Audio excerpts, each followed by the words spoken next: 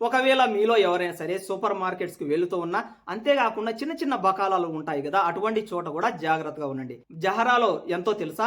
1000 దినార్‌లో 2000 దినార్‌లో కాదు 10,200 దినార్లు కొట్టేశాడు. ఒక చిన్నపాటి సూపర్ మార్కెట్ నిర్వహిస్తున్నటువంటి ఒకతను. అయితే అతను ఎలా ఈ డబ్బు కొట్టేశాడో తెలుసా? 68 సంవత్సరాల వయసు కలిగినటువంటి ఒక అతను అయితే వెళ్ళాడట ఆ సూపర్ మార్కెట్‌కి.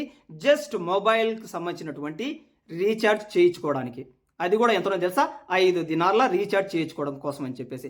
సరే నాకు రీచార్జ్ అయిపోయింది కదా! నీ 5 దినార్లు నువ్వు పట్టుకో అని చెప్పేసి ఆయన యొక్క ఏటీఎం ఇచ్చాడో వెంటనే ఆ సూపర్ మార్కెట్ అతను, సార్ మీ యొక్క పిన్ కోడ్ నెంబర్ చెప్పండి. అంటే ప్రతి ఏటీఎంకి కూడా మనం పిన్ నెంబర్ ఉంటుంది కదా!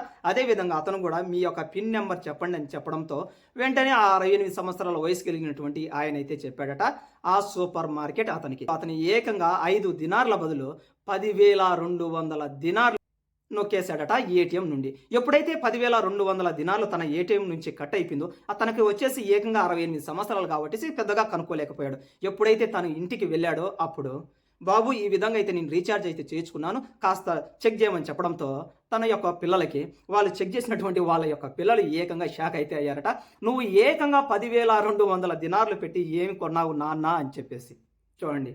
ఎప్పుడైతే ఆ 10,200 దినార్ల గురించి తన తండ్రిని అడిగారో, ఆ తండ్రి కూడా పాపం అమాయకత్వంతో నేను ఏమీ కొనలేదు నాయనా, కేవలం నేను నా మొబైల్‌కి 5 దినార్లు మాత్రమే రీచార్జ్ చేయించుకున్నానని చెప్పడంతో షాక్ అయినటువంటి వాళ్ళ పిల్లలు వెంటనే పోలీస్ వాళ్ళకి రిపోర్ట్ ఇవ్వడంతో వెంటనే ఆ షాప్ యొక్క ఎవడైతే యజమాని ఉన్నాడో వాడిని పట్టుకొని ప్రస్తుతం జైల్లో అయితే ఉంచారు ఇక్కడ. అందుకని చెప్పేసి మీలో కూడా ఎవరైనా సరే మీ యొక్క కఫిల్ గానీ, మీ యొక్క మేడం గానీ, ముఖ్యంగా డ్రైవర్లకైతే కాస్త జాగ్రత్తగా ఉంటారు. కానీ ఇళ్లల్లో పనిచేసేటువంటి ఆడవాళ్ళు గన మీకు సంబంధించినటువంటి వాళ్ళు కువైట్‌లో ఉన్న ఒకవేళ కువైట్‌కి వస్తూ ఉన్నా కూడా జాగ్రత్తగా చెప్పండి. ఏటీఎం తీసుకొని వెళ్ళినప్పుడు కంపల్సరీగా ఒకవేళ షాప్ యొక్క యజమాని పిన్ నెంబర్ గన అడిగినట్లయితే గన మీరు ఇవ్వకండి. డైరెక్ట్‌గా మీ మేడంకి చెప్పి మాత్రమే డైరెక్ట్‌గా మాట్లాడివ్వండి ఇక్కడ.